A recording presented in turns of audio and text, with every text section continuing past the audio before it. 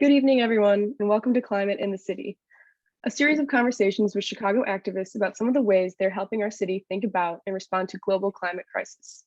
We're so grateful that you could join us for this evening's presentation on transit-oriented development with the Active Transportation Alliance's Robert Schultz. We also look forward to seeing you again as we explore more big ideas with other partners from around the city. Next week's Climate in the City session will be with Samantha Arachiga and Xavier Colon, where we will be discussing restorative justice in Indigenous urban environmental restoration. More information and registration is available on our website. While you're there, we would also highly recommend watching the recording of last week's session on communicating inclusive solutions with the Center for Neighborhood Technology's Leslie Honore.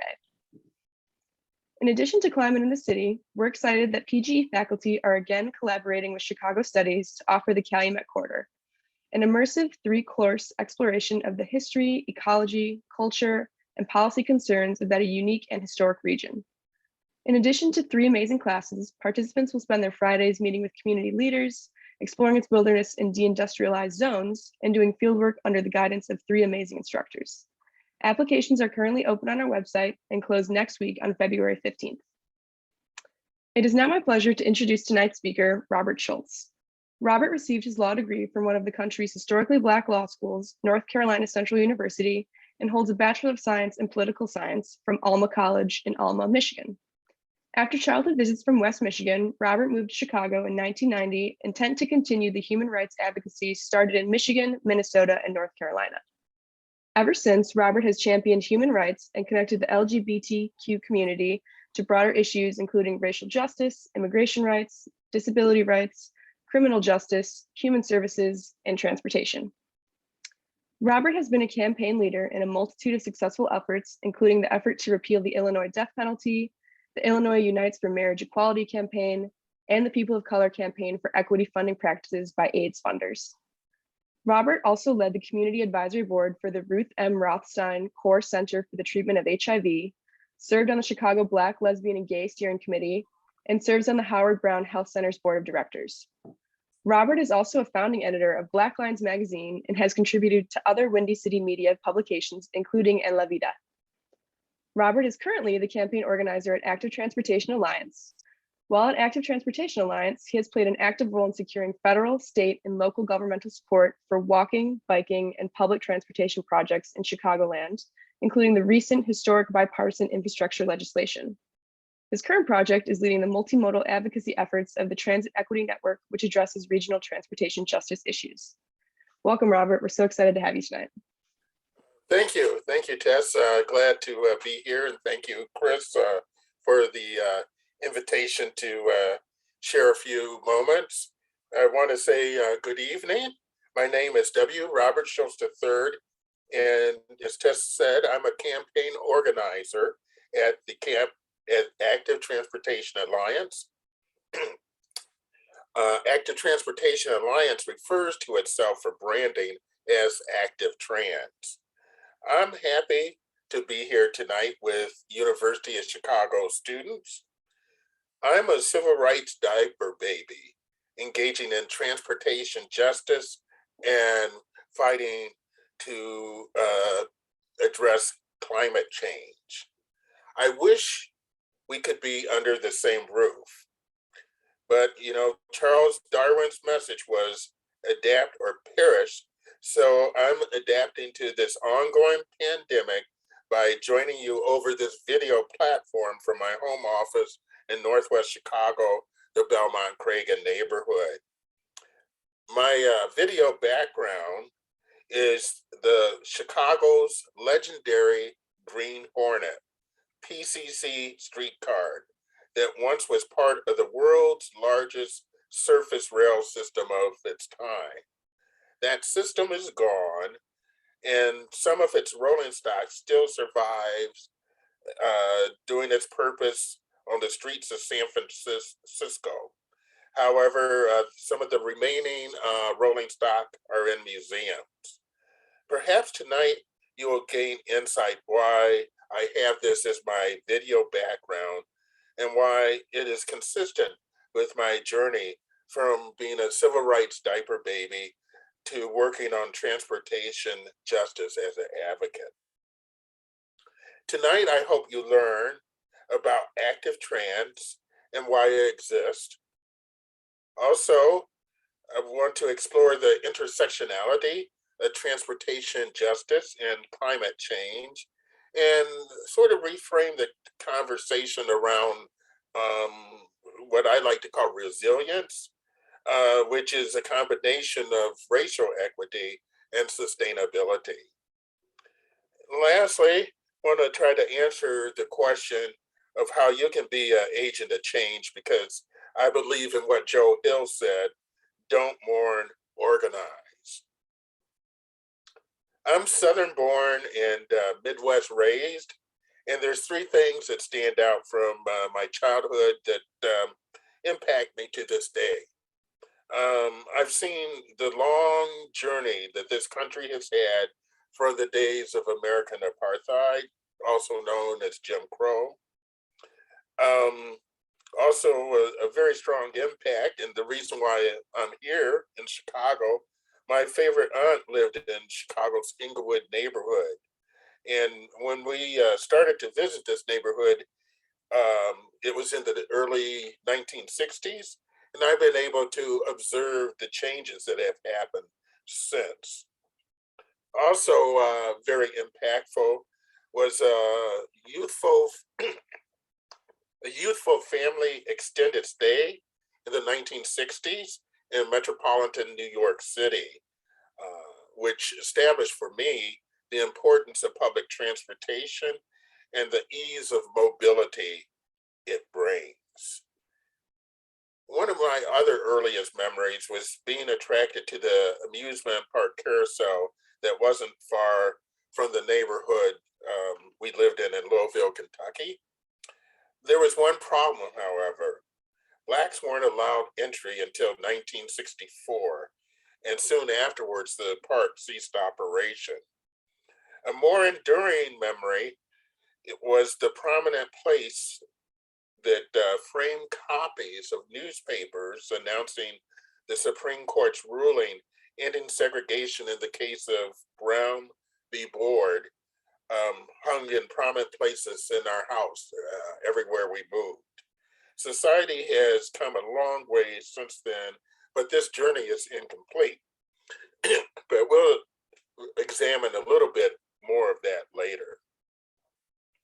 Although I had a youthful New York visit, my visits to my aunt's Inglewood home off 63rd Street since 1960 has allowed me to witness the decline of a community and its fight for resurgence. Inglewood was once home of Chicago's second most important business district after the central business district downtown and in the Loop. Now, this corridor offers both despair and hope. In its heyday, there was a Racine L stop along the Green Line that served my aunt's community. The Racine stop has been closed since 1994. The Racine stop closure is but one example of how transportation deserts are created, contributing to the overall decline of a community.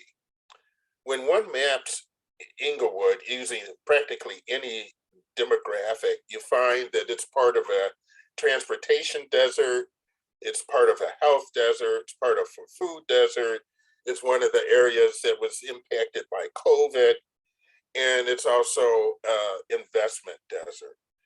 And so all of these things combined has led to Inglewood's outside reputation as an epicenter for Chicago's confrontation with urban violence.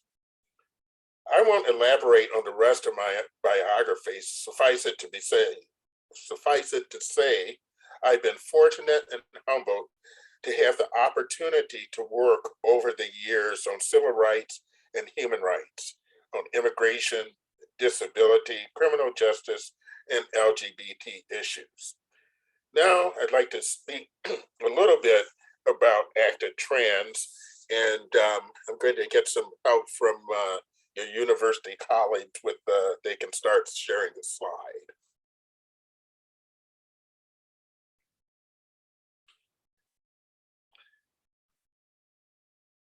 So we can move on. That is my Twitter handle, but I can share that later. So the mission of Active Transportation Alliance is to advocate for walking, bicycling, and public transit to create healthy, sustainable, and equitable communities. Active Trans envisions a future where all people in Chicagoland have access to safe, seamless, convenient, and connected transportation environment that is abundant with walking, biking, and public transit options. The next slide, please. Our goal at Active Transportation, we call it 50-50-0. And that goal is to say for the region to have 50% of all trips made by walking, biking, and transit, to have all traffic crashes reduced by 50%, and to have zero traffic fatalities and zero in serious injuries. The next slide, please. As part of this 50-50-0 goal, what we're really working on is aiming for a region where the hierarchy is flipped from the current ascendancy of an autocentric United States and Chicago. So we want to give the highest priority for urban design and elements that prioritize walking and makes it safer. And then thereafter is in decreasing order biking and making it safe with protected bike lanes, a strong network, so that everyone from ages 8 to 80 can bike safely wherever they want to in their neighborhood or across the city. Transit, bus, rail, to have a vigorous system with fast, frequent and connections. Lastly, commercial traffic, and then cars. Next slide, please. Our organizational principle for Active Trans is that mobility equity is a fundamental right. My first 10 years here in Chicago, I worked at Access Living, which is a disability rights organization, and it's an organization that we partner with now quite frequently.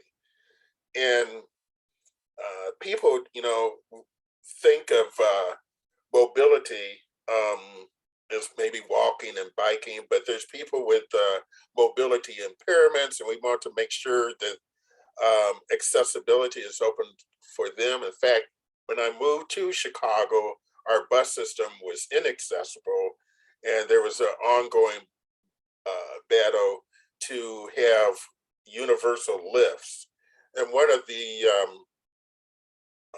achievements of the recent legislation signed by President Biden is that money's going to the legacy transportation rail system to make those rail stations accessible for people with disabilities. So our additional organizational principle includes prioritizing upstream approaches. That means coming from the community and then influencing the decision makers, the belief in the power of partnerships, and then using both internal and external strategies. I.e., example of an internal strategy might be the ongoing dialogue that we have with elected officials, bureaucrats, such as in the Department of Transportation. That includes the different service agencies like CTA, PACE, Metra, RTA. And then external strategies includes our public campaigns. And currently one of those campaigns is a push for a network of bus priority lanes and rapid transit corridors throughout the city. Our next slide, please. We have a theory of change at Active Trans, and I'm not going to try to go into all the details of this graphic. Excuse me for a second.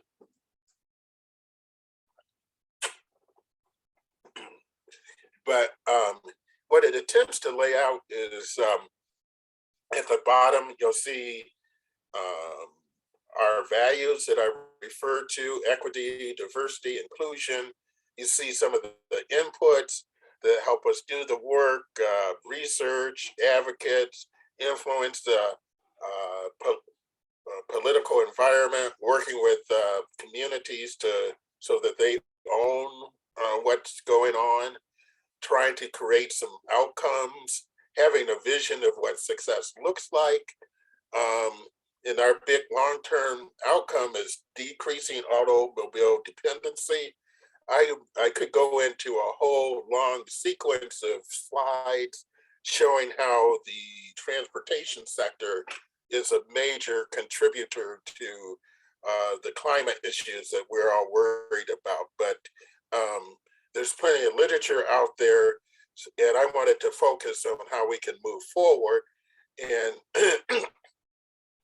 and with the work that we do, we hope that there will be some outcomes such as better health overall, a cleaner environment, increased social equity, fewer crashes, and you can see the rest of the things there. So that's our theory of change that we work on, working from our values up through various filters that hopefully result in societal impact. The next slide, please. So this is sort of another take on that same idea.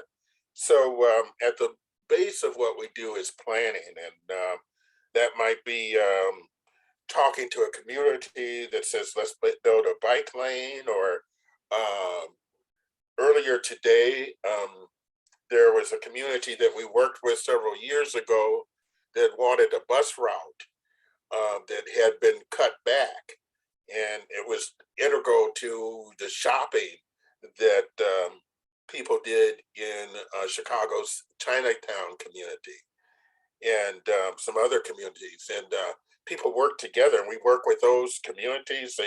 We outline what the importance is, and then we took it up to the systems. Is this a Department of Transportation issue? Is it a CTA issue? Maybe we would need to get the alderman involved or some other elected official. Frequently with transportation issues, funding is at a real basis, and sometimes that fund comes from the state, the federal government, the county government, and we have all sorts of influencers, both elected officials or as well as different bureaucrats. And finally, we hope to make an impact on policy such that we're emphasizing moving away from an autocentric culture. So the next slide, please. So just a little level setting of some things that we agree with at Active Trans. And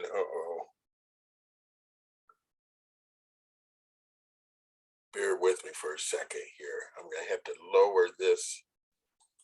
Okay, there we go.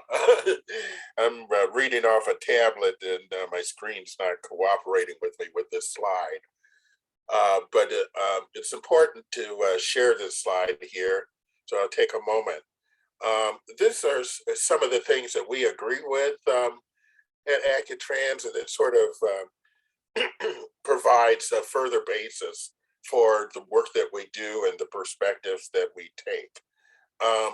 One is that the U.S. transportation system is built on and continues to perpetuate institutional and structural racism and ableism. So I mentioned, the battle for accessible buses and accessible CTA rail and metro stations. But also, you might reflect upon the example of the Dan Ryan. It goes up through the city, the center of the city. It's a north-south route, and it essentially split a lot of communities in half, and certainly caused a detrimental impact to the African American community that was there at the time. Driving and access to a car are prerequisites to opportunity and survival for most people. And if I had a little bit more time, I'd share you a couple real life examples of how suburban communities are laid out in cul-de-sacs and curvy streets. Um, to and frequently there might be one way in and one way out for a subdivision, whereas for a city you have a grid. So suburban areas are really built around access to cars and going from your suburban community to somebody's shopping mall a couple of miles away. And then the burdens of a car dependent society fall disproportionately on people of color, poor, people with disabilities, and older adults. One of the things we used to say, and it's still relevant at Access Living, was that everybody's a tab. In other words, everybody is temporarily able-bodied. At some point in time, we're all going to get older. Certainly, we want children to be able to be independent. And these days, unlike when I grew up, it's more often than not young people are driven to schools instead of being able to walk safely to schools. And then we think about the cost of owning a car and maintaining a car. And if you're trying to work your way out of poverty and your job might be cross town and it takes you a long time to drive there, and then you're in a bad car and it breaks down, and all those things that a car dependent society really makes it hard to escape poverty. And so we believe that interventions are needed at all upstream levels, advocating for a strong public transportation system, advocating for sidewalks. There's many communities that don't have sidewalks, advocating for the opportunity to be able to bike around the city safely. Um, many trips that people make are just within a 5 mile radius of where they live. So let me go on to this next slide, please. There's been a historical linkage with the civil rights movement. People are familiar with Plessy v. Ferguson that centered around segregated train cars.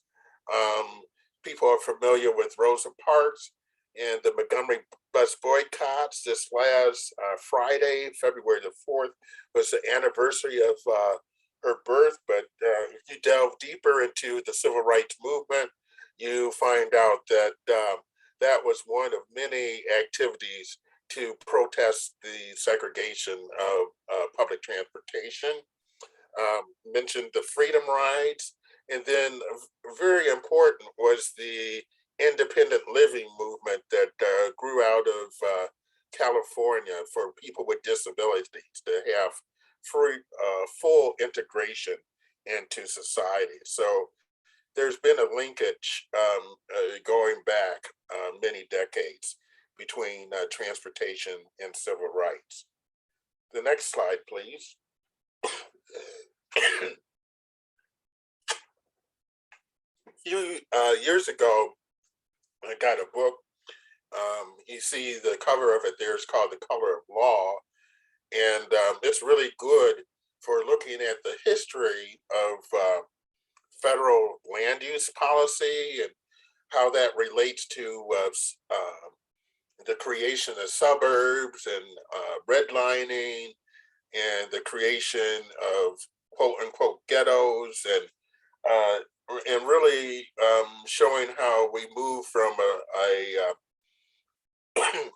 society that I mentioned that, Chicago had the largest streetcar network to a society that became very car dependent. So if there's one book I might recommend, that's The Color of Law.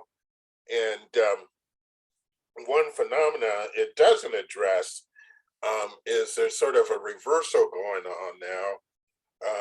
Chicago has partly led the way, and that is in previous decades, the more affluent went to the suburbs and fled the cities. And now, because cities have become the sites of culture and learning, and in Chicago finance and corporate and governance, the affluent are returning to the cities, and the impoverished are relegated to the suburbs. And so they're getting pushed out away from many of the amenities that exist, even though they may be um, less equitable compared to other parts of the city. Um, they're certainly there, and they're not present in the suburbs. But there's plenty of literature on that. So let me just, I think I'm done with my slides here. Oh yeah, there was one more slide here. Yeah, this shows you in very graphic terms why we're really doing this work. You see there on the left-hand side, that represents the same amount of people on a bus and the capacity for carrying people on the bus, and you can imagine what the increased capacity of a light rail or a heavy rail subway train might be. Then in the middle, you see the same number of people, the space it takes if they were all on bicycles. And finally, you see what we experience every day in every town in America.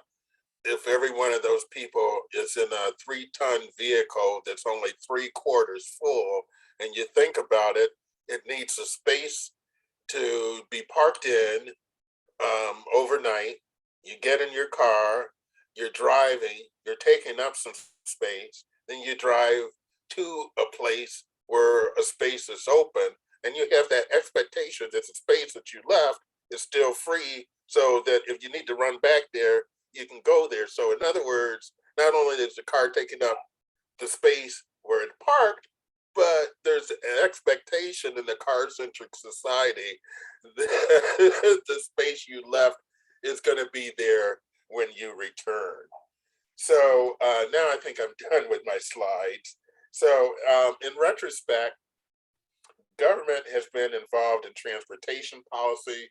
Transportation policy is tied to land use and large investments in the auto economy, where many drive really deprive the young, the old, and the youth of access to society. It's expensive. As you see, I mentioned the environmental impact of a car-centric society and its societal cost, talking about the communities impacted by highways, and the current iteration of this is some of these logistics centers. Chicago is actually one of the biggest, or if not the biggest, inland logistics center. And those jobs are in the ring suburbs, and a lot of the workforce is here in the city. So tonight, I hope you're aware that because of the impact of climate change and its ecological harms, that I think that my advocacy here at Active Trans is promoting resilience, that is addressing the past racial harm in the transportation sphere, and working on some ways to move forward with racial equity and sustainability, which are two twin goals for the future. And I forgot, I had one more slide up here. So we jump back to the slide. Should be one that says campaign 2022 priorities. Yes, okay. So that's what we're working on now at Active Transportation Alliance. This is a real thumbnail. We continue to be engaged across the on the federal level and the state level and a local level. But these are some real quick touch points of what we're trying to achieve and focusing on in 2022. And in the city of Chicago, I've mentioned several times, advocating for a CTA bus network plan. That might be bus lanes or BRT. The Tribune recently featured a op-ed by our executive director, Amy Rynell, was published last week.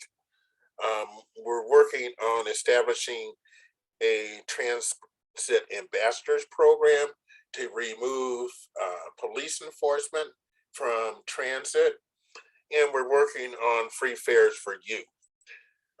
There's some other touch points too, but those are some of the highlights. With regard to bikeways, we're working to press forward with expanding the network, and the city has consistently over the years made promises to do so.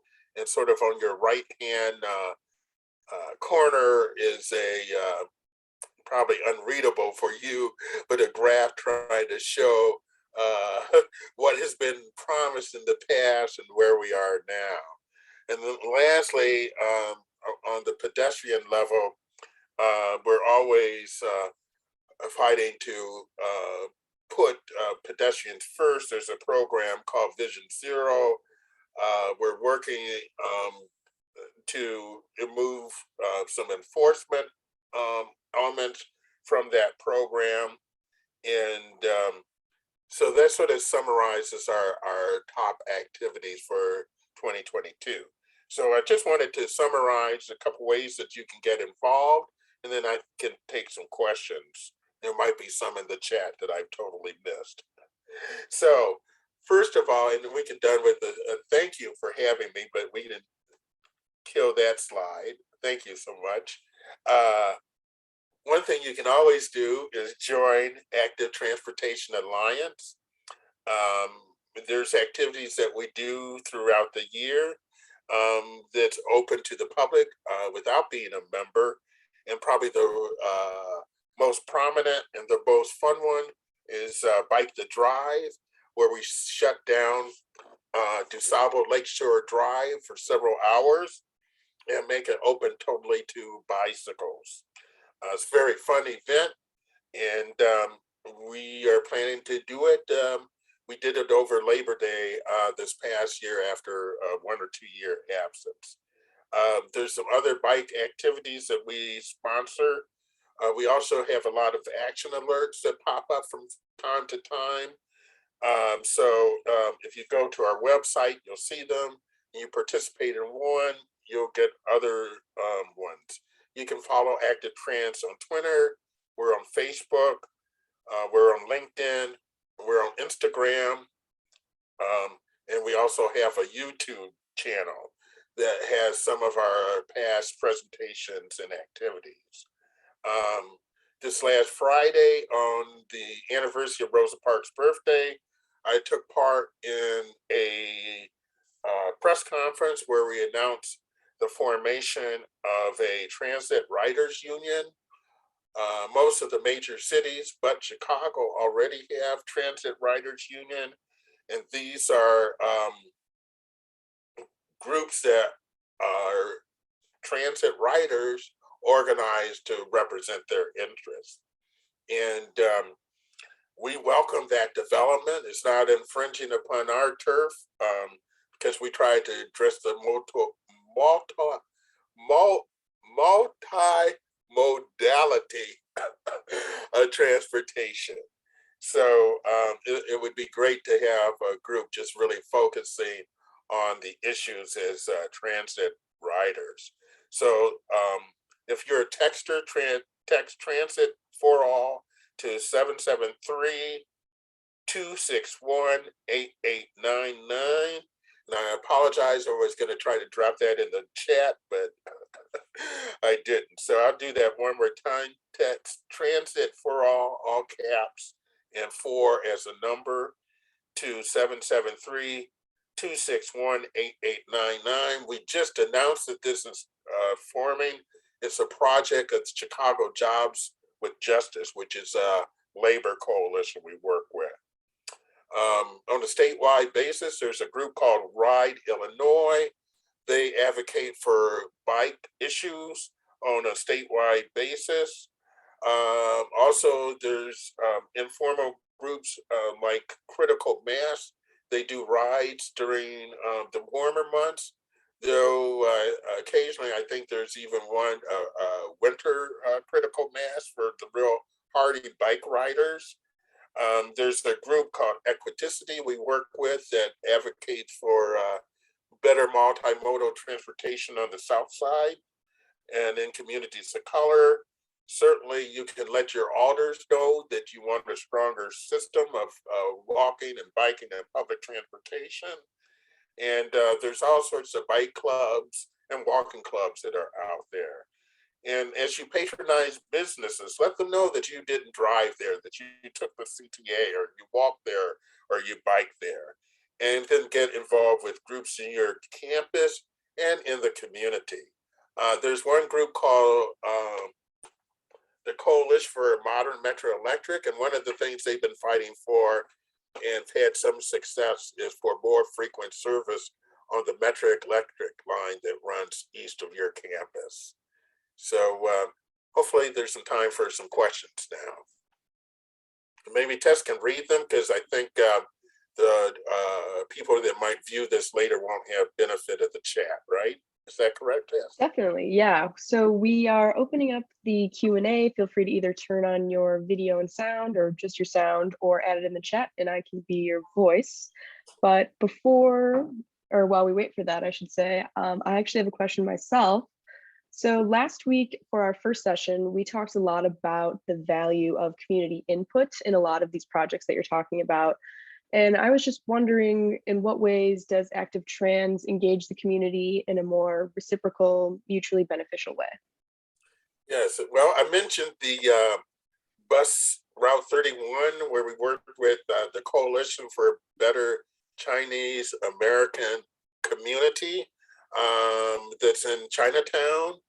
I forget where else that bus route links, but we've also worked with a group called the North Lawndale Community Coordinating Council. Sometimes you wish these groups had shorter names, right?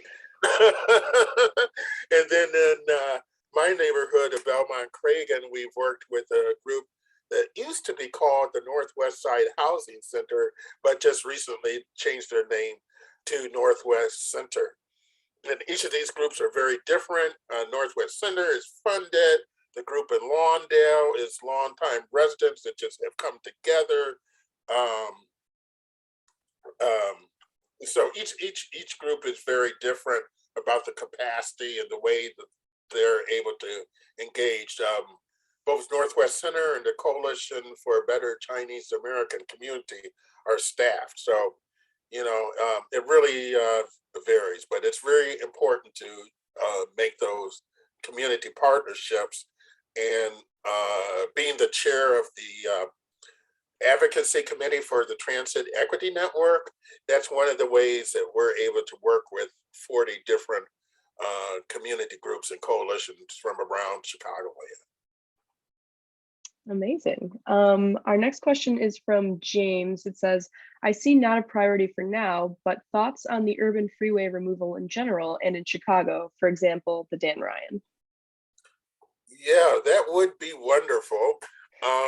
Actually, we're sort of focusing a little bit, or trying to coalesce some of the federal dollars have been talked about addressing the 290. And that's not to say there's, harms with the Dan Ryan, but the 290 is in and out of the city. It's a real big choke point. It actually goes from 4 lanes to 3 lanes and then back up to 4 lanes. And so they want to add 4 lanes where it's 3 lanes. And if they're going to do something with it, we're talking to community members about maybe some things that can be done. Excuse me. One idea you might look at is what's called land bridges, which might be a poor example of that is by UIC House. Um, yeah, University of Illinois at Chicago at the Halstead Blue Line. There's sort of a pedestrian bridge over the freeway. It's a lot of concrete. Other cities have been more sophisticated with bridging over freeways. So that might be one way of ameliorating that harm, and something that we're maybe community members will advocate for with regard to 290. Thank you. The next question is from Alyssa, who asked, could you explain a bit more about what you see the Active Trans Ambassador program looking like? Yes, there's one model in, excuse me, San Francisco. Excuse me, where you have people that are not armed. They're like help monitor the transit system, but they don't come from a law enforcement background. Hopefully they would have referrals available for issues like mental health crisis. They might be able to tap down. I know one thing women complain about traveling is sometimes sexual harassment on public transit. They might be able to tap some of that down. It's a way of trying to just make transit more rider friendly without resorting to law enforcement as an ultimate way of establishing social norms on public transit. So communities are experimenting with that, and we hopefully, with some of the COVID relief funds, we can do the same. Thank you. This one is from Anna, who asks more of a question regarding your own background, but I'm interested in your path from law school to now working on transit policy and initiatives. How do you use your legal background in your position now, and how do you decide to pursue, or how did you decide to pursue transit policy coming from the legal environment? Yes, well, it's been a long path through doing immigration work, working with access living. I looked at it as, if I might make an analogy, to being a doctor versus being in public health. Being a doctor, you can treat one person's disease. Being a lawyer, you can advocate one case at a time. But working during policy issues with a legal background, not only do you have a idea of what the law is and how it functions and how it changes, and it can be mutable and its place in society, you also have an idea about how it's implemented through policy. And I could have been an attorney that did X, Y, and Z, but nothing beats running a program where you help people, couple thousand, make their first steps towards getting the green card or abolishing the death penalty for the entire state, and working with all sorts of activists in doing so. And most recently, getting funding on par here in Illinois for a walking and biking project. So it's just an opportunity to have a much greater impact than I ever would doing any other type of work. And part of my history is I was exposed to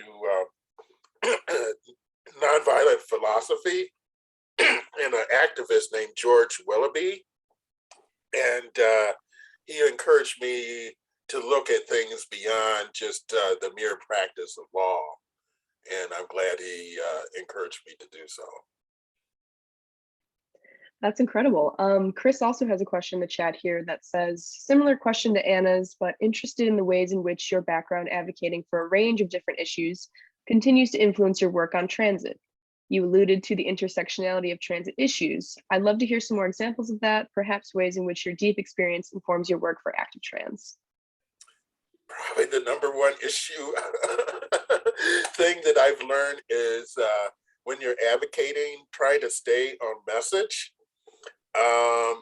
And then trying to be effective with your communication. And one way to evaluate that is whether some of your messages and framing are being picked up by other people. And today, the Sun-Times published a op-ed from Alderman Andre Vasquez, who represents, I believe, the 40th Ward. And we worked, actually, I knew him before he was a candidate, but we did a lot of advocacy around our issues with candidates during the last electoral session. And he confessed to us at one point he wasn't a bike rider, but he advocates for multimodal transportation. And he has since learned to ride a bike, and he wrote a great piece on the need for an equitable micro mobility scooter program. Chicago's about ready to enter into a 2-year permanent program for scooters. We ran 2 pilots, and in his op-ed, he rang all the right bells and communicated the right message. And so when that happens from somebody else, you feel like you've really done your job. And so that's the lesson I've learned in all of these issues, is really the framing and the message. And if somebody picks up the frame and if somebody else picks up the message, you've done your work as an advocate. Wonderful. And then another question I had, you had talked about the color of law and how segregated the city is here in Chicago. And I was wondering, as someone who advocates within communities, how that might be different for different neighborhoods, say the North Side versus the South Side, and so on. Oh boy, that's a whole book. And I don't know if I could draw any real uh, hot takes or bottom lines on it. Every community is unique, every neighborhood. There's 77 official communities that were designated by your university many, many years ago. And each of those communities is a multitude of neighborhoods. And some are like mine. I live in Kelvin Park in Belmont Cragen, and we're sandwiched between a couple major streets, and people don't even know our neighborhood exists because they're zipping by. But the issue I have is, and my neighbors have, is we got to cross Cicero Avenue, which is like a 4-lane major highway that interrupts our community from the other half on the other side of the street. And we're bounded by Belmont and diversity. So every community has its challenges with the way the layout, the streets, the investments that are going on, and the community resources. So I wish there was one size fits all answer, but there isn't. So yeah, just saying that you have to get to know each community personally, definitely. Another question that we have here says, climate resilience is often thought of in terms of built environment readiness, mitigation of climate damaging practices, etc. But your definition started with addressing past racial harm. Can you tell us more about that? Yes, many Black communities and brown communities have ended up near industrial areas, and so there's harm from that. We've talked about the harm from highway. Um, Other things that I haven't mentioned is just the economic harm with the distance that one has to travel for just to find employment. One of the people we've had testify with us and work for us, he's a warehouse worker who lives on the south side. He gets up at around 2 o'clock, and his commute involves walking and biking and getting on the train, getting on a bus, then getting on a private vehicle, and then finally ending up in Joliet. It's like 6 in the morning uh, for his shift. So the harms manifest themselves in various ways. And so hopefully working with a variety of people and a variety of approaches, we can be holistic in our response. Definitely. Another question that I also had, again, sorry for anyone who wants to get a question in the chat, put it in there before I steal all the time. But we had a session last week with Bike Lane Uprising where we talked mainly about bike lane obstructions and biker safety. I was just wondering what sort of projects or if Active Trans is involved in biker safety. Yes, the big thing is advocating for better bike lanes, more protected bike lanes, and then working with communities and trying to figure out where those should go and whether that's appropriate. Some communities might take some further acculturation. Maybe the bike lane isn't the biggest need right now. Maybe a decent sidewalk is. Um, and just having input.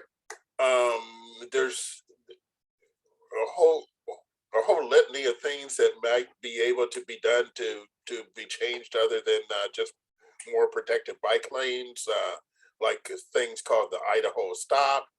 But trying to be a multimodal organization, we try to take the more top of line stuff and work with the more I guess modality specific groups like the bike groups to work collectively on their goals, but also work with the communities, because sometimes that might not be the biggest issue for a particular community at Hmm, that time. interesting. That makes a lot of sense. I think Chris is actually going to ask his question aloud, so I'll let him ask that. Hey, Robert, thank you so much. Actually, you led into my question so perfectly there. Active Trans is working with a really wide range of communities, and you are very much in the organizing space, right? And you called us appropriately enough for our designation of the 77 community areas, but University of Chicago can also take a little tiny bit of credit for Saul Alinsky, who's an alum, right? Right. And Alinsky is all about power analysis and power building as a way of affecting change. I think you talked about it as kind of the, upstream change. I would just love to hear, with so many issues that Active Trans is working on and thinking about them so intersectionally, how do you guys go about building power to get momentum on some of these issues across such a diverse city that doesn't coalesce too easily around too many things? That's our daily challenge, really. One is how to center the voices of Black and Brown people that hasn't been at the table. Secondarily, how to center the voice of communities and um, even bring communities together. How do you contact communities and outreach to communities without that just being a checklist item? And so it's really important to force those partnerships. Um, then what was the other part of your question there? I think I missed part of it. You really started addressing it, sort of power analysis. What's the process for that, and then what do you kind of do to build power? And maybe as a follow up to that, I'd love to hear about you. You alluded to one, and that's Active Trans's alliance with Access Living, who I know has done some pretty amazing transit related actions, especially in relation to Amtrak over the last few years. I'd love to hear about any other places or groups where you found that Active Trans's work is really syncing up powerfully and has been able to lead to some breakthroughs or some real progress on issues. Right, right. Well, I mentioned again the number 31 bus. It's going to be a permanent bus for those communities. So that was an important victory. And I cannot recall if it goes through Lawndale or not, but also Lawndale was fighting for a permanent bus route. So that's an example where we've worked with communities, and the group in Lawndale, like I said, was more of a volunteer group but of long-term residents, whereas the group in Chinatown was staffed. So, you know, the dynamic is a little bit different. And but also building relationship with the respective aldermen, and bringing the groups, the community to those elected officials. Sometimes groups have those relationships, and sometimes they don't, and you never know what the ripple effect is. And also, I think the groups have to be thinking in that way of how do they build power and credibility within their community. Real concrete example is our Northwest Side Center here in Belmont Craig in my community. Prior to my working with them, I guess they've always had a youth program, and the youth wanted to focus on mobility. And there's this one young man named Zaire. I don't know what age he was at the time, and one of his schoolmates got injured, but they have spoken before CTA, before the city council about bike lanes and better bus service. They've gone to Washington, D.C. And last I heard, the young man was a youth aide to our alderman's office. So I can't take credit for that. That's the work that that group did, but we did work with them, and that was the environment that this young person had to flourish in. That's amazing. And that actually leads into our talk next week really well. Next week, we're talking to two youth Indigenous activists who are going to be talking about Indigenous futurism and restorative justice. So the power of the youth is incredible. So come back next week to hear more. But this has been so wonderful, Robert. Thank you. This has been incredibly informative. And I wanted to thank you all for joining us tonight. But also I wanted to add, before we end the evening, we would also like to make mention of other exciting events happening this week. Tomorrow, there is the Climate and Legacies of Empire with the Committee on Environment, Geography, and Urbanism, as well as Chicago Study's own event with Seminary Co-op on Hugh Howard's latest book, Architects of an American Landscape. It'll be covering Henry Hobson Richardson, Frederick Law Olmsted, and reimagining of America's public and private spaces. As always, you can learn more about these events and all of our other events on our website at chicagostudies.uchicago.edu/events. Again, Robert, thank you so much for coming to speak with us, and thank you so much, everyone, for joining us. I really enjoyed it, and everyone take safe, and hopefully we're past this pandemic. Hopefully. All right. Have a wonderful evening, everyone. Thank you for joining. Thank you so much, everyone. Thank you so much, Robert.